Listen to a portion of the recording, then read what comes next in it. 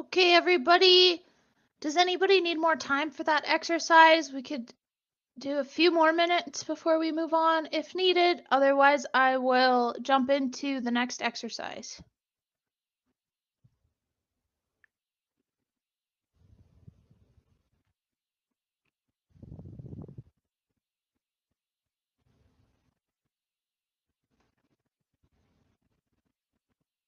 Okay, I'll take that as we're good to go.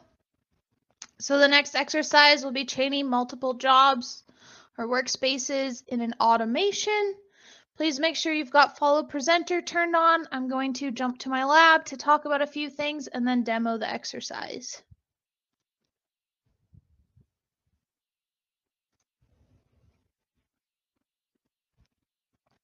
Okay, so job chains are a technique for controlling workspaces and running them in sequence, or also we have the option to run them in parallel if your FME flow has multiple engines.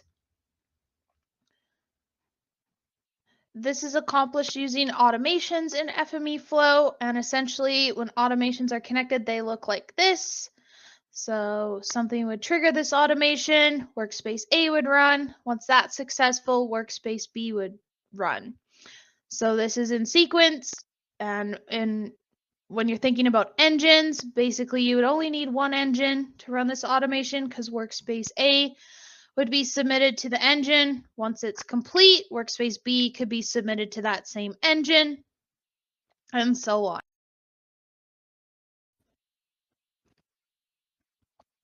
The other option is to run jobs in parallel. So when they are connected like this in an automation, if you have multiple engines, these workspaces would run at the same time upon completion or triggering of the previous trigger or action. So workspace A would be sent to engine 1 and workspace B would be sent to engine 2 to process, and then when they complete, the automation could continue on. But workspace A would not be waiting for workspace B to complete. In that case, we would use a split merge block or a merge action to have them wait for each other after parallel processing.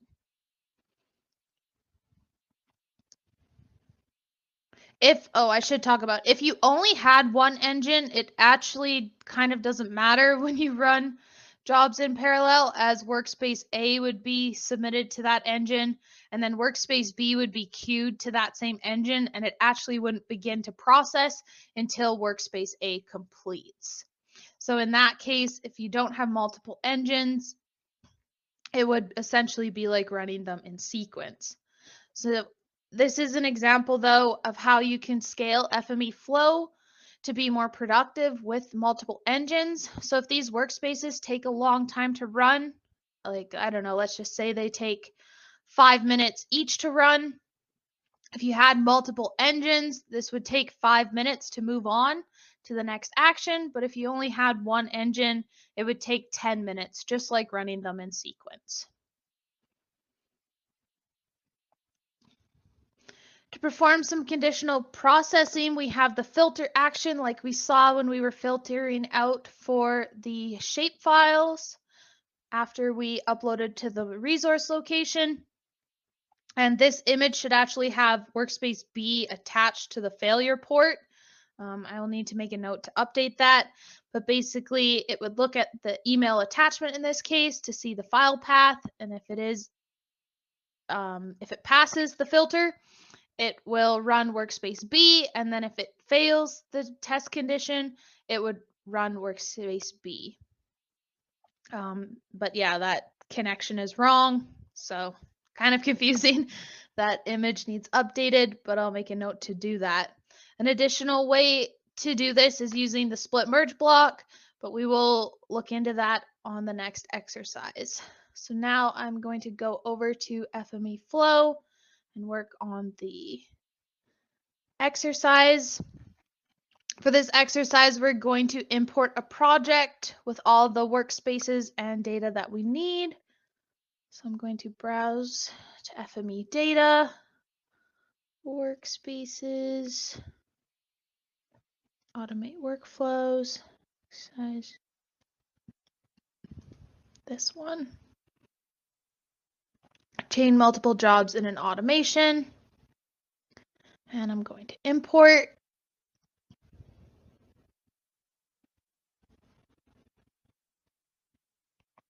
Lots of new items here. So we've got an addresses geodatabase bundled as a zip file. We've got an election voting GML. We've actually got two. I think that's an accident. We've got a resource path location to some election input, the Vancouver neighborhoods KML we worked with before, and we've also got two workspaces that we will chain in the automation. Nothing here, nothing here. That's fine. Click import. Give FME flow. There we go, a moment. And now we are going to go create an automation. Close. Just going to save this right away and name it job chaining. Perfect. The trigger, we are going to use the resource or network directory trigger again to monitor a resource location. And the directory we're going to watch is that path that was included. So we'll go to data, election, input, and that's our path to watch.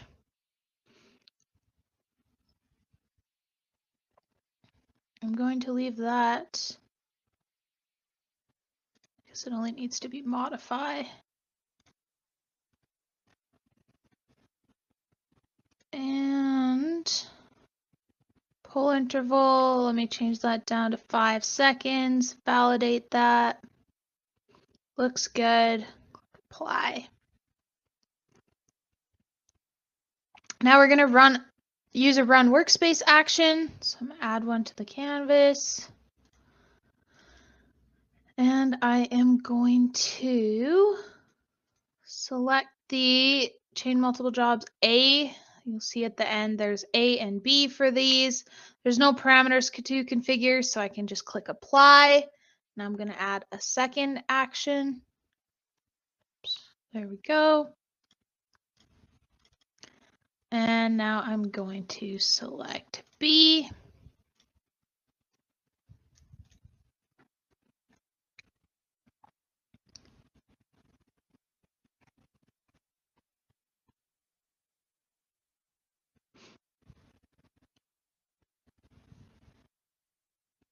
Okay, so that looks good. I'm going to start the automation in debug mode. And I'm going to go to resources, data, election, input, because that's the file that we said we'd watch. And I'm going to upload a file and overwrite the election voting one.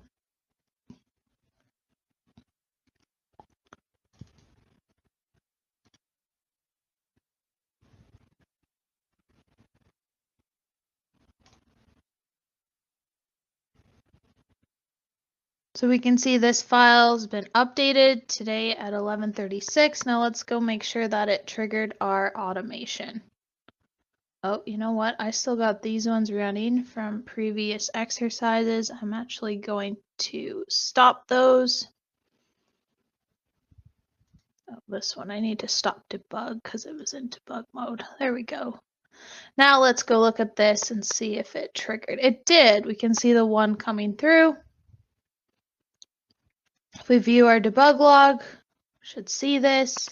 Yep, we've seen a modify for the election voting, GML, submitted the translation for automation A, or workspace A, and then once that was successful, the second translation was submitted for workspace B, and both were successful. So that's great, and that's exactly what we want to see. So if I go back to the automation, now this isn't part of the exercise, but there is the option, excuse me, to configure these jobs this way. And now, once triggered, these jobs would run at the same time. But if we go look at our engines, we actually only have one engine on our FME flow instances, so they would still run in sequence in this case. If we had multiple engines, that's a different story. And they would run at the same time. So ultimately, it doesn't matter for us today, but that's just to show you how that would work.